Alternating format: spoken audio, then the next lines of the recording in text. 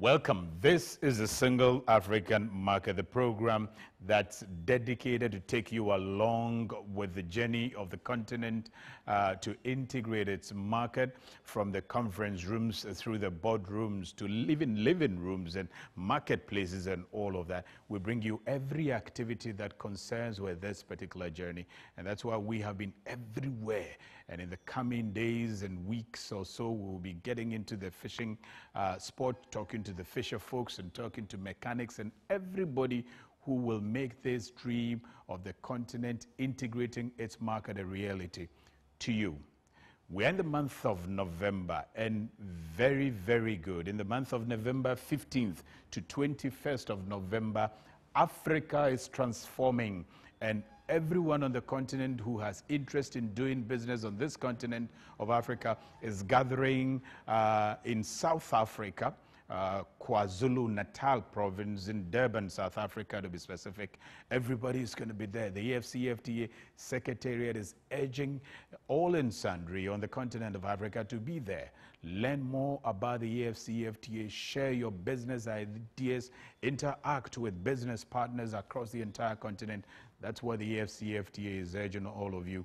Africa will be transforming in Durban, South Africa, 15 to 21st of November 2021.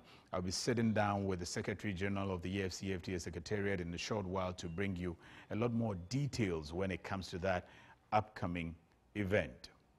In the meantime, the AfCFTA Secretariat has signed a memorandum of understanding with the African Peer Review Mechanism, that's the APRM. It's an agency of the African Union that oversees a lot of monitoring works and checks deficiencies within the agencies that are working under the African Union. They also ensure proper implementation of functions of the various agencies. So this week, they signed a memorandum of understanding with the AfCFTA Secretariat to ensure effective implementation of the AfCFTA. The African Continental Free Trade Area, AfCFTA Secretariat, has signed a memorandum of understanding, MOU, with the African Peer Review Mechanism, APRM Continental Secretariat, to collaborate on the implementation of mandates of the two African Union institutions, including harmonizing efforts in line with policies and practices that conform with the agreed political, economic, and corporate governance values, codes, and standards, and to achieve mutually agreed objectives. With this MOU, the AfCFTA Secretariat and the APRM Continental Secretariat agree to collaborate in the various areas that are set out in the Memorandum of Understanding. In pursuit of our common objectives and undertakings, we shall be guided by the core values that are deeply held by our two institutions. With the signing of this MOU, the APRM takes this opportunity to reiterate our constant availability to the total commitment to support the AfCFTA Secretariat by availing our tools, processes, and structures to monitor and evaluate efforts made by the CFTA, state parties implementing this agreement. Per the agreement, the two institutions will carry out agreed tasks to enable optimal delivery of their respective mandates, such as technical and advisory support, including secondment of staff, joint production of reports and studies, program implementation relating to the achievement of the parties' respective core mandates, including the conduct of country reviews, specifically on trade policy and performance, and on governance in general. The APRM remains relevant to the CFTA due to its expanded mandate. As you know, Your Excellency, that at its 28th summit held in Addis Ababa, Ethiopia in January 2017, the African Union Assembly of Heads of State and Government decided that the APRM should be strengthened to track implementation and oversee monitoring and evaluation of key governance areas on our continent. Regional integration and trade being one of the key governance areas on the continent, the APRM has a critical role to play in the ratification and domestication of your treaty, Your Excellency, and the various protocols embedded therein. The signing of the memorandum is expected to strengthen collaboration between the institutions to avail themselves in ensuring their efficiencies in executing their mandates on behalf of the continent. The two leaders were unanimous in their observations about Ghana's contribution towards African integration and the APRM. I understand, and I hope that I'm correct, that the host country of our secretariat, Ghana, was the first country to undergo a peer review mechanism, which assisted in several ways to shape the rules of the APRM. Similarly, Ghana has been actively supporting the establishment of the secretariat, and of course, as a host, has provided us with world-class resources to be able to discharge our mandate of market integration in Africa. So the African Peer Review Mechanism, or the APRM as we often call it, is supposed to be the agency of the African Union that oversees the self-assessment of good governance on the continent of Africa, ensuring that almost all the agencies are properly monitored and evaluated to ensure that the best of practices are undertaken by these agencies. So to what extent are they properly connected with the African Continental Free Trade Secretariat or the AfCFTA in general? And then also quite a number of people have questioned whether or not the APRM even has the strength to crack the whip and has been properly cracking the whip on the various agencies and all of that. So to get deeper understanding of this connection between the APRM and the AfCFTA, as well as what their mandates are and whether they have the strength to even continue to carry on their mandate effectively on behalf of the continent and its agencies, I engaged the head of the APRM for understanding. The African Peer Review Mechanism, APRM, is a specialized agency of the African Union, AU, initiated in 2002 and established in 2003 by the African Union to serve as a tool for sharing experiences, reinforcing best practices, identifying deficiencies, and assessing capacity building needs to foster policies, standards, and practices that lead to political stability, high economic growth, sustainable development, and accelerated sub-regional and continental economic integration. Following the coming into being of the AfCFTA, I sought to find out how the mandates of the two AU institutions are intertwined. APRM, of course, is known as a governance mechanism for Africa. But essentially, the tools that we use are monitoring and evaluation tools. So we have country offices, and we have questionnaires that we deploy, and then we gather information from countries, we deploy mission. So we really look at our specialty is in looking at state of compliance by our member states, compliance with the regional instruments or their regional commitments. So the AfCFTA, it's a treaty. It has all these binding requirements on its state parties. So our value add to the CFTA is for us then to go to their state parties and look at the extent to which they comply with the provisions in the treaty. The APRM boss said this is the first time APRM will be considering the area of trade on the continent, but had previously considered themes such as social economic development, political, corporate, and economic governance. We have not been in the trade. We have largely looked at the four thematic areas: political governance, economic governance, socio-economic development, and corporate governance. So it will be for the first time we go into trade, but we have also looked at different topics. Like now we have introduced a new tool we call the targeted reviews. So with targeted reviews, we have looked at public service, we have looked at the public service, we have looked at the public health governance, we have looked at the decentralization in Djibouti, we have looked at youth unemployment in Namibia. So we'll be deploying more or less the same, you could say, methodology, the same tool will customize to this to trade issue. But this one, it will be much more ambitious because it's quite comprehensive. He said the APRM Continental Secretariat already has experts in the area of trade who will be of significant value in the collaboration effort with the AfCFTA Secretariat. It is our core business. It's just to customize, and then where we have gaps, we'll be able to bring experts. We already have experts in place now who deal with trade to be able to enrich our our tool, but the basic elements and architecture of the tool, we already have it in place.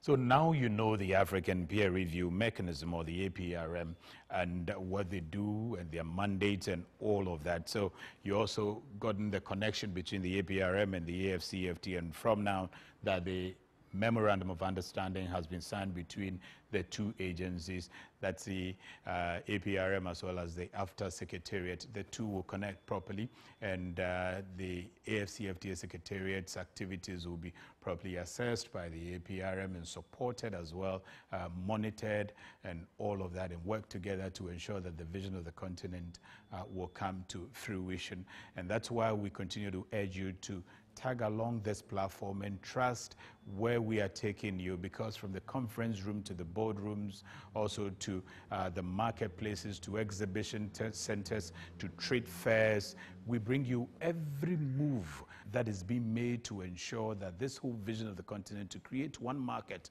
will come to fruition. Now, this week, for instance, we want you to understand why you should be part of the Intra-African Trade Fair 2021 that is happening in Durban, South Africa from the 15th of November to 21st of November, where Africa is going to be transformed. And it says right there, Transformer l'Afrique. Africa is going to be transformed over there because conglomerates, corporations, SMEs, young innovators, young entrepreneurs are all gathering in Durban, South Africa. And if you belong to any of these categories, or you belong to the continent of Africa and you want to be able to integrate, that is where you have to be from 15th to 21st of November in Durban, South Africa. But to what extent will this benefit all of us? If you are even a young entrepreneur, how would the IATF even benefit you? And what is this whole IATF, Intra-Africa Trade, that is happening everywhere? We see it on all the international media platforms. So I sat down with the Secretary General of the African Continental Free Trade Secretariat, His Excellency Wamkele Mene, to get a deeper understanding of what the IATF is all about, also how it can benefit you and I as citizens of the continent. Intra-Africa Trade Fair, this particular one, 2021, what is it really about?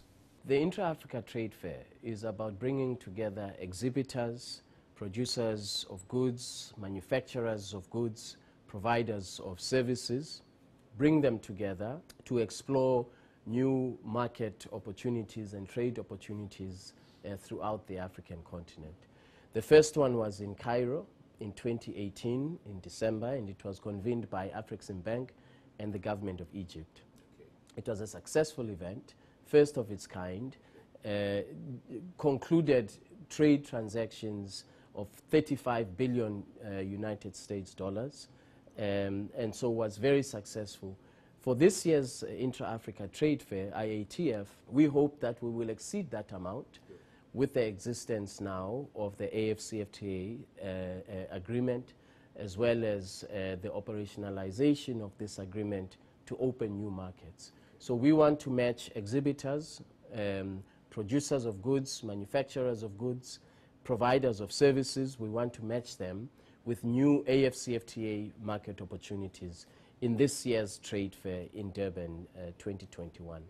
So what are the advantages for a business fellow, for instance, on the continent of Africa who is seeking opportunities under the AfCFTA? Why at all should they consider the AITF? Well, they should consider the AITF because it's a platform. The AITF is a platform for businesses to meet other businesses, other service providers. We're matching opportunities for expansion in the rest of the continent with those who require the goods or the services to be provided. There is no other forum on the continent that provides such a platform for business-to-business trade connectivity and conclusion of trade transactions. It's the only forum that we have on the continent that will ensure that those small medium enterprises who are today in West Africa, who want to expand into East Africa or Southern Africa or anywhere else, this is their opportunity to make those business interconnectivities. And quite often, I'm glad that you mentioned small and medium enterprises, because quite often they shy away from events like this. They see it as very huge. You know, a small business in Ghana or Nairobi somewhere, how can they take advantage? What would you say should encourage SMEs, for instance, in countries within the continent to be able to pursue such a dream of taking part in such events? A significant amount of the $35 billion that I mentioned of trade transactions that were concluded in 2018, a significant amount of that involved small, medium enterprises who found new business partners to trade with at the Intra-African Trade Fair in 2018. And so you can see from that example that there is a lot of opportunity and potential for small, medium enterprises when they participate in Intra-Africa Trade Fair to find business partners, to find trade counterparties from other parts of the African continent. So it's not just for large corporations. Yes, they are there, but the main beneficiaries are small, medium enterprises who will be able to interconnect with other small, medium enterprises or large corporations from other parts of the continent. Good. What about governments? Are there opportunities for business to government meetings, aside business to business, which is a regular thing that we see with trade fairs? The ministers of trade will be there. They have been invited. They will participate. There are also country days where a country will display what it has to offer on a particular day. So there will be government at the highest level.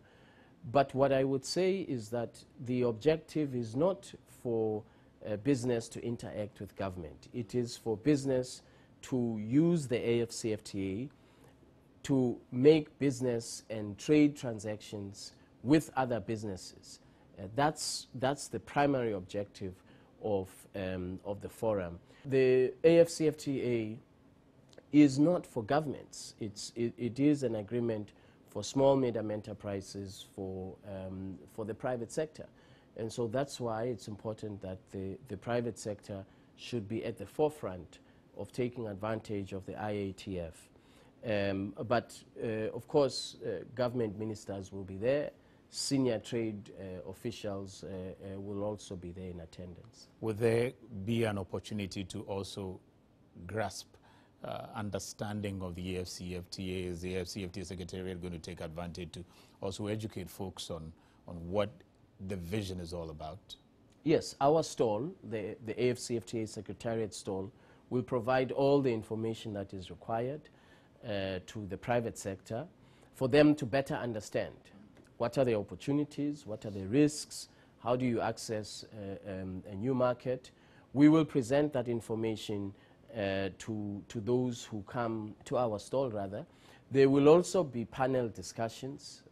We will be in a number of panel discussions where we will be, again, taking the opportunity to inform the participants about the AfCFTA. But, as I said earlier, the primary objective is to make sure that we have businesses, small, medium enterprises, that they are able to negotiate and conclude trade deals with other participants. How different is the IATF from the other fairs that we see? For instance, the World Expo, which is taking place in Dubai, for instance, and which a lot of people have said that they wish that they have an African version of such an expo. How different is the IATF from say, the World Expo? Well, this is about Africans and trading in Africa and boosting intra-Africa trade. It's not about the rest of the world. No one will be excluded from the rest of the world from attending the Intra-Africa Trade Fair. However, what we are focusing on is creating trade opportunities here in Africa for Africa to boost intra-Africa trade and for us to be more competitive regionally. So whilst the World Expo is important, we are not trying to be in competition with the World Expo, what we are trying to do is to bring Africans together so that they have platforms for trade and they have platforms for creating business networks in order for us to have a truly continental, African continental free trade area. What message would you give the diaspora and community, for instance, in taking advantage of such a platform to engage with the continent's market? We welcome the participation of the diaspora. As you know, the diaspora is Africa's 6th region. And so the investment that comes from the diaspora is very much welcome. The expertise that come from the diaspora are also very much welcome. The context, the framework is the AfCFTA. We want to boost intra-Africa trade. So to the extent that the diaspora want to participate and be part of trade in Africa, the AfCFTA provides that framework, and they can do so from wherever they are by investing in Africa, by investing in manufacturing capacity, in regional value chains.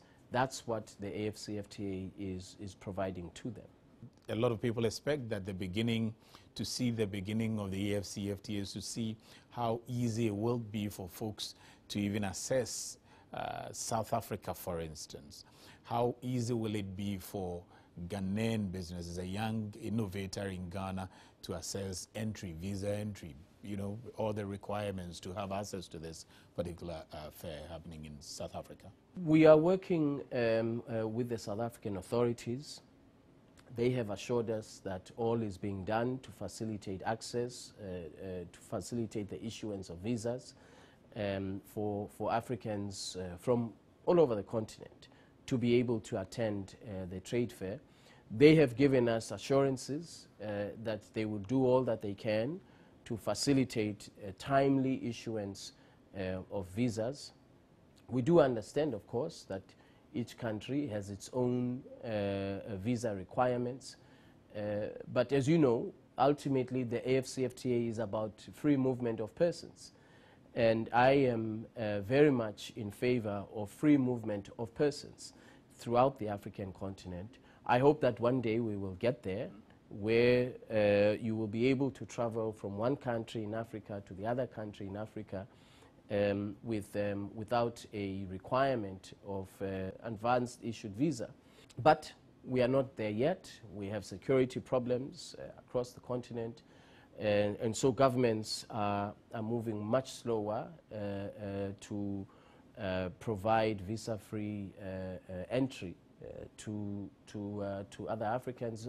But we've seen a good example from Nigeria, from Rwanda, from Ghana, Kenya, where there is a visa on arrival instead of having to apply for it in advance. And these are the steps that we should be taking to make sure that we boost intra-Africa trade through the movement of persons. Your Excellency, at the end of this event, 21st November or the end of November, what do you expect out of this whole fair, and how will that propel your vision getting into next year? This is the final one. What we expect is that we will exceed the $35 billion worth of trade transactions that were concluded in 2018, that the trade transactions that are concluded in this year's trade forum, that they actually become the driver of Africa's recovery, that boosting intra-Africa trade on the continent contributes to Africa's post-COVID-19 recovery. Those are my two expectations, and I hope that it will happen in that way. So the Secretary General of the AfCFTA Secretariat just nailed it, urging all of us who are interested in the continent's trading activities to be in Durban, South Africa from 15th to 21st of November and be part of the IATF 2021 to transform Africa. And that's the vision.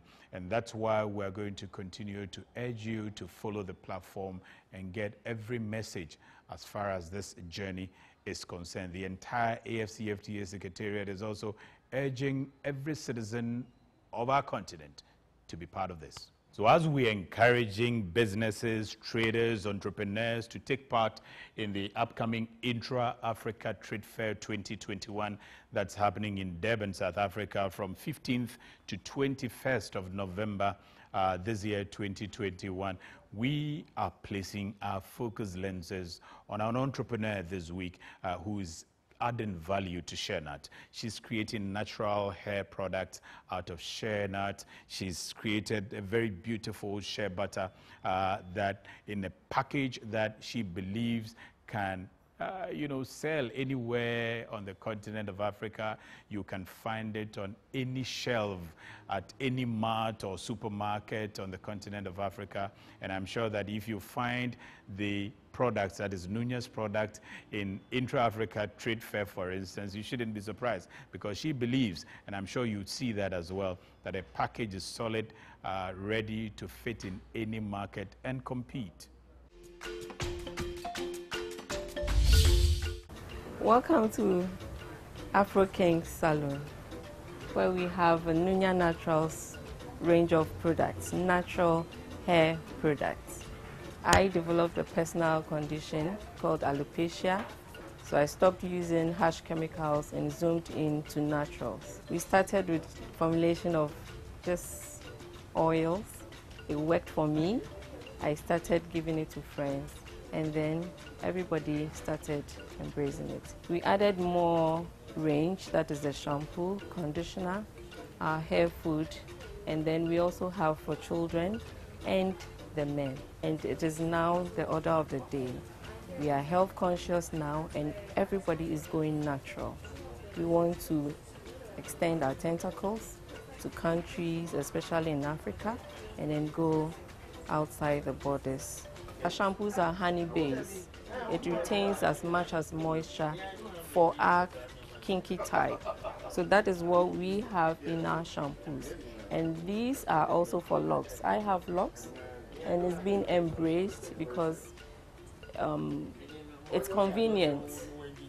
You know, when you lock your hair, it keeps growing, and a lot of more people are enjoying the growth. We also have the conditioner, shea and honey base. The same affects the honey in the shampoo, that is the honey base. It also retains much moisture and is good for treatment. Good for children's hair, because when you're combing their hair, it detangles it, and then it's very good for them. It softens their hair. And then we also have our oils, for formulated oils, which has an applicator bottle, and it does very good work for all hair types. That is relaxing and braid, protective hairstyles. Then we have our famous hair splash. This works for all hair types, and it has aloe vera extracts, which is natural, and then the natural oils, and our tea tree. We are saying tea tree is an antibacterial, and it serves as anti-dandruff and anti-itch properties. This is our latest body butter. It has our cocoa butter. The demand is high, and we need more hands, in that we're going to employ a lot of more people to produce more, so that it can be accessible, available, and affordable, because it's much more expensive producing very little for just the local community. When we are able to put in more revenue, we buy larger quantities of these containers from China. We would employ more. People will get access. It can be available to everybody because the demand is there. We want to expand, in that we want it to be accessible, not only in Africa, but countries like London, US, the Caribbean. All of them know the importance of the natural ingredients. They are making good use of them. So with the help of AfCFTA, we'll make it easier for us to transport it far and beyond. We believe that when AfCFTA comes in to help SMEs like us, they would help us reduce the difficulty in transporting goods like these, removing taxes, making it easier to transport. It won't be expensive because it's very expensive when you airlifting, even a carton. So Nunya is our entrepreneur for this week, and as we always encourage entrepreneurs, innovators on this platform, as well as conglomerates, and very soon you'll be seeing us in all those heavy companies and corporations that you have heard about, who are also going to share their stories with you and how they're taking advantage of the continental market. But in the meantime, a financial experts regarding small and medium enterprises with ABSA Bank is encouraging all entrepreneurs, innovators to begin to look at options everywhere that can help them to access funds, which is the basic and the most difficult challenge that entrepreneurs are facing. She says the banks demand a lot of formal stuff, but there can be other options. Take a listen. How can young entrepreneurs, MSMEs, access funds? Usually you are able to do a proper analysis when you have a 3-year view of the business's financial records. In most cases, these young entrepreneurs who are starting up do not even keep proper records of their financial performance. They don't also have consistent year-on-year financial records. So it makes it difficult for a bank to effectively assess the financial health of such businesses. So usually these startups, would then have to look at other options of financing. And there are a couple of them, that are available. Now, a lot of voices are speaking in favor of SMEs globally, continentally, locally. Now, UN is, advocating for SMEs, World Bank advocating for SMEs, of Ghana advocating for SMEs, and have great interventions in place to support. But it's an ecosystemic approach, okay? Apart from the government, developmental partners, the financial institutions are also part of the ecosystem, and they have to help. Financial sector now are becoming more flexible towards the SME lending. And why am I saying that? A few years back, you wouldn't have heard a bank lending without collateral and audited financials. But today, there are banks like ABSA, where I work, that is offering non-collateralized loans to SMEs. As I speak, we are able to lend up to 500,000 Ghana cedis to SMEs without collateral and also without the 3 years audited financials that I mentioned to you. And you can take that money from 3 months up to 24 months. As I speak, we have supported quite a number of SMEs with our unsecured lending solution. So we are flexible now, because if you look at our credit framework, the kind of requirements that we have, most of the SMEs cannot meet those requirements. Number one is the collateral. Number two is the audited financials. And beyond that, we also look at character, we look at capacity to even borrow and capacity to pay. We look at even your capital, the level of your own personal investment in your business.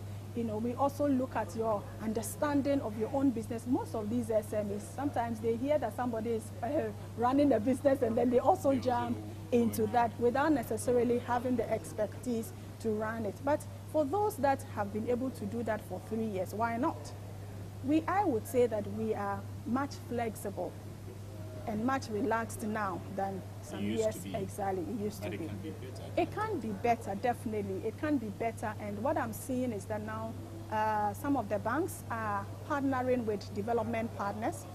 So, for example, ABSA Bank last year partnered with MasterCard Foundation, and that partnership is going to lead to financially supporting 5,000 SMEs in the next 5 years. We've already done 1 year, and then also providing business support services, consultancy services for free for the next 5 years. There are other options outside the traditional commercial banks, and I would mention a couple of them. So we have the partnership finance.